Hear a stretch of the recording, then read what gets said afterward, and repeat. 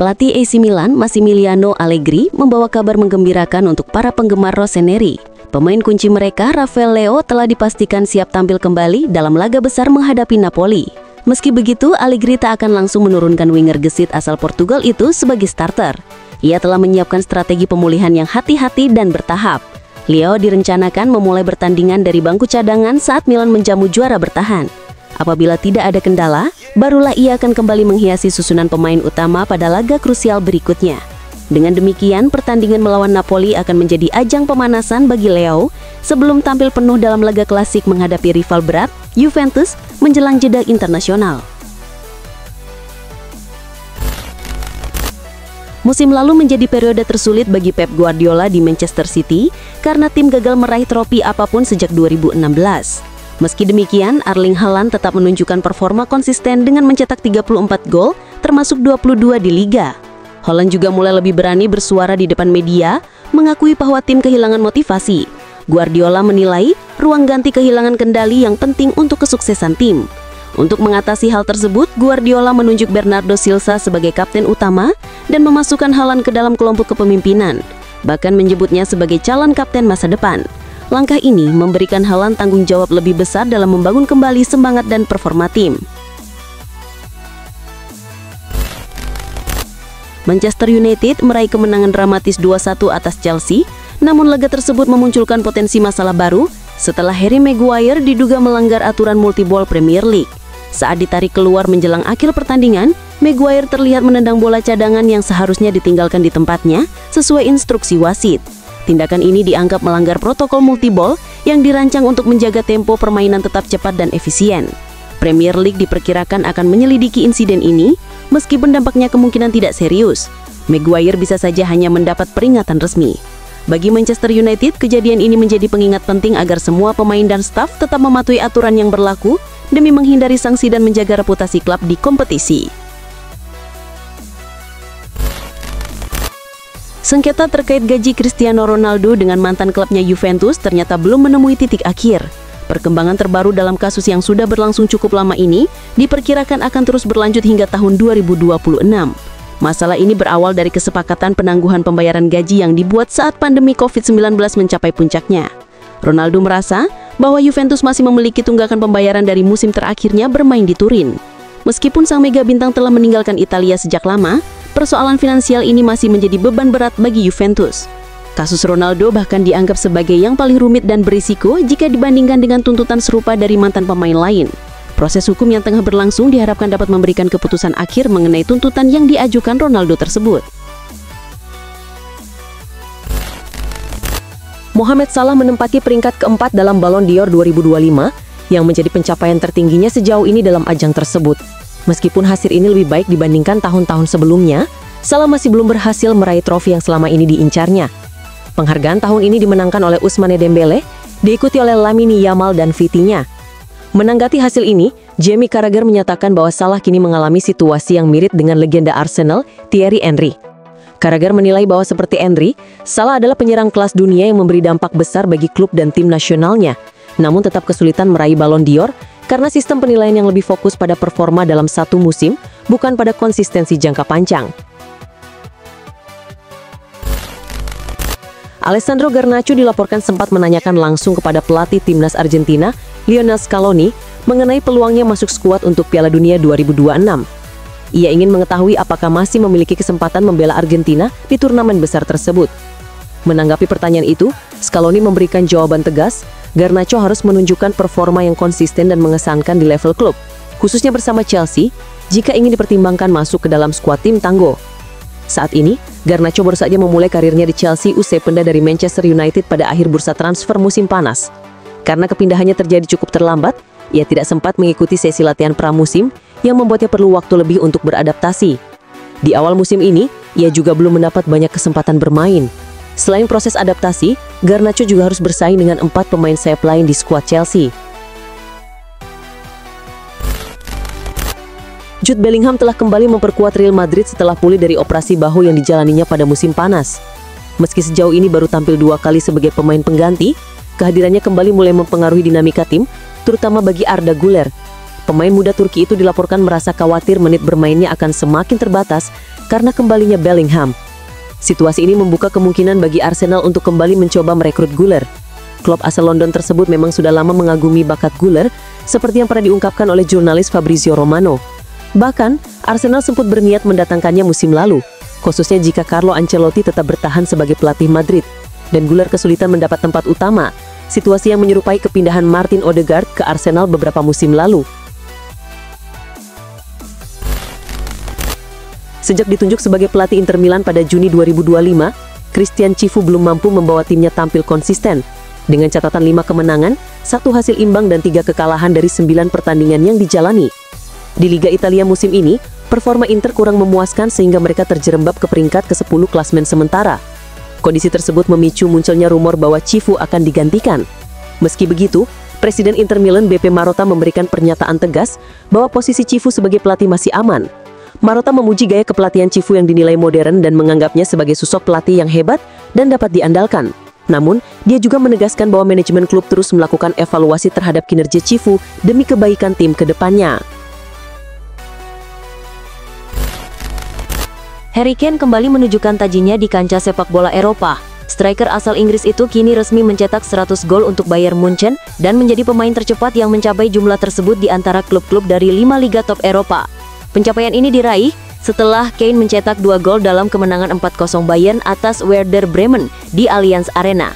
Dengan tambahan gol itu, kapten tim nasional Inggris tersebut telah mencatatkan 100 gol hanya dalam 104 pertandingan sejak bergabung dari Tottenham Hotspur pada 2023. Torehan mengesankan ini bahkan melampaui rekor yang dibuat Cristiano Ronaldo saat di Real Madrid dan Erling Haaland di Manchester City, yang masing-masing membutuhkan 1 laga lebih banyak untuk mencapai 100 gol. Deportivo Alaves mendapat pukulan berat setelah FIFA menyatukan sanksi larangan bermain selama 1 tahun kepada bek mereka, Facundo Garces. Hukuman ini diberikan karena Garces terlibat dalam kasus pemalsuan dokumen naturalisasi yang melibatkan 7 pemain asal Malaysia. FIFA mengumumkan putusan tersebut pada 26 September 2025, menyatakan bahwa Federasi Sepak Bola Malaysia melanggar pasal 22 Kode Disiplin. Garces yang baru bergabung dengan Alaves pada Januari 2025 dari klub Argentina Colón dengan kontrak 3,5 tahun, dipastikan tidak bisa membela tim hingga September musim depan. Akibatnya ia akan absen dalam berbagai laga penting, termasuk pertandingan melawan Real Madrid dan Barcelona sepanjang musim ini. Absennya Garces menjadi kerugian besar bagi lini pertahanan Alaves. Højlund awalnya bertekad untuk tetap bertahan di Manchester United dan menolak semua tawaran peminjaman selama musim panas 2025. Namun setelah Benjamin Sesko bergabung dan pelatih Ruben Amorim tak lagi memasukkannya dalam skuad utama untuk pertandingan resmi, Højlund mulai mempertimbangkan opsi untuk pergi demi mendapatkan waktu bermain lebih banyak. Ia akhirnya setuju bergabung dengan Napoli sebagai pemain pinjaman dengan klausul pembelian permanen jika Napoli berhasil finish di zona Liga Champions pada akhir musim Serie A 2025-2026. Dalam wawancara bersama La Repubblica, Højlund mengungkapkan keinginannya untuk menetap di Italia, khususnya di Napoli. Ia menyebut bahwa pada usia 22 tahun, dirinya sudah cukup berpengalaman setelah bermain di berbagai liga, dan kini ingin menjadikan Napoli sebagai tempat untuk berkembang lebih jauh.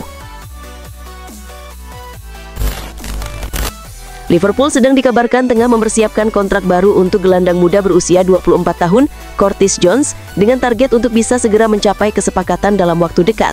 Saat ini kontrak Jones masih berlaku hingga tahun 2027, namun manajemen The Reds ingin mengamankan masa depannya dengan menawarkan perjanjian jangka panjang yang lebih menguntungkan baik bagi klub maupun pemain. Langkah ini diambil sebagai upaya untuk mempertahankan pemain penting di tengah persaingan ketat di kompetisi. Selain fokus pada Jones, pihak klub juga tengah menyiapkan kontrak baru untuk Ryan Gravenberch. Gelandang asal Belanda tersebut mengalami perkembangan yang sangat pesat sejak berada di bawah pelatih Slot dan kini telah menjadi salah satu gelandang bertahan utama yang sangat diandalkan oleh tim. Hal ini menunjukkan komitmen Liverpool untuk membangun lini tengah yang kuat dan stabil dalam beberapa musim ke depan. PSG akan melakoni laga penting melawan Barcelona pada matchday kedua Liga Champions. Sebelumnya, tim asuhan Luis Enrique mengawali Liga Champions dengan hasil gemilang usai mengalahkan Atalanta 4-0. Namun, performa mereka menurun saat tampil di Ligue 1, di mana PSG harus menelan kekalahan 0-1 dari rival bebuyutan Marseille yang juga bertepatan dengan seremoni Ballon d'Or.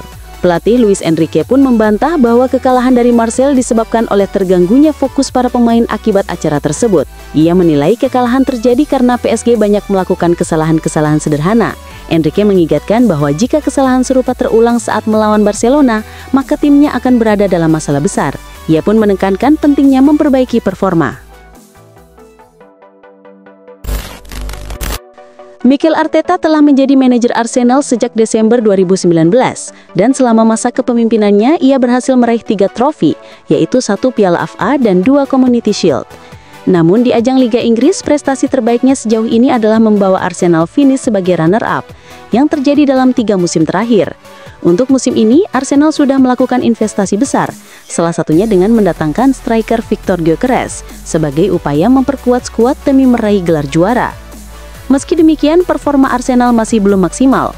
Tekanan mulai muncul dari para pendukung yang ingin Arteta segera mempersembahkan gelar besar setelah 6 musim memimpin tim. Menanggapi hal tersebut, Arteta menegaskan ambisinya untuk menjadikan Arsenal sebagai tim terbaik di Premier League. Ia juga menyoroti pentingnya kerjasama dan kontribusi semua pihak dalam tim untuk mencapai tujuan tersebut. João Neves, gelandang muda andalan Paris Saint-Germain, dilaporkan masuk dalam daftar incaran Manchester City. Klub Premier League tersebut dikabarkan tertarik untuk merekrut Neves sebagai bagian dari rencana mereka memperkuat lini tengah. Jika transfer ini terwujud, PSG berpotensi meraih pemasukan besar karena Manchester City disebut siap mengajukan penawaran fantastis senilai 120 juta euro. Minat Manchester City terhadap Neves bukan tanpa alasan. Klub asuhan Pep Guardiola itu memang tengah mencari gelandang baru untuk memperkuat kedalaman skuad. Neves dinilai sebagai pilihan yang sangat menjanjikan berkat penampilannya yang konsisten meski masih berusia muda. Potensi jangka panjang yang dimilikinya menjadikan Neves sebagai investasi menarik bagi The Citizens dalam membangun kekuatan tim di masa depan. AC Milan belum menambah pemain striker murni selama jendela transfer musim panas yang baru saja berlalu. Kini mereka mengincar Gonzalo Garcia, penyerang dari Real Madrid, sebagai opsi untuk mengisi posisi tersebut. Garcia sendiri kerap kali sulit mendapatkan waktu bermain di La Liga karena persaingan ketat di lini depan Real Madrid yang dihuni banyak pemain bintang. Kondisi ini membuat Milan berencana mengajukan tawaran peminjaman dengan opsi beli untuk sang pemain. Meski Real Madrid jarang melakukan transaksi pinjaman dengan opsi beli, hubungan baik yang terjalin antara AC Milan dan Real Madrid memberikan peluang bagi kedua klub untuk melakukan negosiasi. Milan sangat berharap kesepakatan dapat tercapai agar mereka bisa segera memperkuat lini serang yang selama ini masih menjadi sorotan dan kebutuhan mendesak bagi tim. Brentford meraih kemenangan 3-1 atas Manchester United dalam pertandingan pekan ke-6 Liga Inggris. Kedua tim bermain dengan gaya menyerang, membuat jalannya laga cukup menarik. Brentford unggul melalui gol Igor Thiago dan Matthias Jensen, sementara MU hanya mampu membalas lewat 1 gol dari Benjamin Sesko. Peluang MU untuk menyamakan skor sempat terbuka lewat penalti Bruno Fernandes, namun eksekusinya berhasil dikagalkan oleh mantan kiper Liverpool, Kau Im Hin Kelleher. Berkat hasil ini, Manchester United turun ke peringkat 13. Manchester City menang 4-1 atas Burnley dalam laga pekan ke-6 Premier League di Stadion Etihad. City sempat kesulitan di babak pertama dan hanya unggul lewat gol bunuh diri STV sebelum Burnley menyamakan kedudukan melalui gol Anthony. Di babak kedua, City tampil lebih tajam dan mencetak 3 gol tambahan lewat Matheus Nunes, gol bunuh diri kedua STV, dan 2 gol dari Erling Haaland di akhir laga. Hasil ini menempatkan Man City di peringkat ketiga klasemen dengan 10 poin, sementara Burnley berada di posisi ke-17 dengan 4 poin. Chelsea harus menerima kekalahan 1-3 saat menjamu Brighton dalam pertandingan pekan ke-6 Liga Inggris yang berlangsung di Stamford Bridge. Meski sempat unggul dan tampil dominan, jalannya laga berubah drastis setelah Trevoh Chalobah mendapat kartu merah. Enzo Fernandez mencetak satu-satunya gol bagi Chelsea, sementara Brighton mencetak 3 gol melalui 2 gol dari Danny Welbeck dan 1 gol dari Maxime de Cooper. Akibat kekalahan ini, Chelsea turun ke posisi ke-7 klasemen sementara dengan 8 poin dari 6 pertandingan. Di sisi lain, Brighton menyamai poin Chelsea dan naik ke peringkat 10. Crystal Palace menciptakan kejutan dengan mengalahkan Liverpool 2-1 di Selhurst Park. Kemenangan ini tidak hanya menghentikan laju sempurna sang juara bertahan, tetapi juga menegaskan performa impresif Palace di awal musim Premier League 2025-2026. Liverpool sempat tertinggal sejak menit ke-9, lalu menyamakan skor lewat gol Federico Chiesa di menit ke-87. Namun Palace memastikan kemenangan melalui gol dramatis Edin Ketia di menit 90+7. Kekalahan ini terasa ironis bagi Liverpool yang sebelumnya sering meraih poin berkat gol-gol di menit akhir, namun kini harus takluk dengan cara serupa. Atletico Madrid meraih kemenangan besar 5-2 atas Real Madrid dalam laga pekan ke-6 La Liga. Duel berlangsung sengit di babak pertama dengan skor imbang 2-2 lewat gol-gol dari Lenormand, Mbappe, Arda Güler, dan Sorloth. Di babak kedua, Atletico tampil dominan dan melambah 3 gol melalui penalti dan tendangan bebas Julian Alvarez serta gol Griezmann di akhir laga. Kemenangan ini menjadi kekalahan pertama Real Madrid musim ini. Atletico kini menempati posisi keempat dengan 12 poin, sementara Real Madrid masih di puncak klasemen dengan 18 poin. Juventus dan Atalanta bermain imbang 1-1 pada pekan kelima Serie A 2025-2026 di Allianz Stadium. Atalanta unggul lebih dulu lewat Kamaldeen Sulemana, namun Wan Kabal menyamakan skor untuk Juventus. Atalanta harus bermain dengan 10 pemain setelah Marten Deron di kartu merah, tetapi Juventus gagal memanfaatkan keunggulan tersebut. Hasil ini membuat kedua tim tetap belum terkalahkan musim ini, dengan Juventus mencatat 3 kemenangan dan 2 imbang, sementara Atalanta 2 kemenangan dan 3 imbang. Meski Juventus tampil agresif dan menegan, pertahanan kokoh Atalanta dan kiper Marco Carnesecchi menjaga skor tetap imbang hingga laga usai.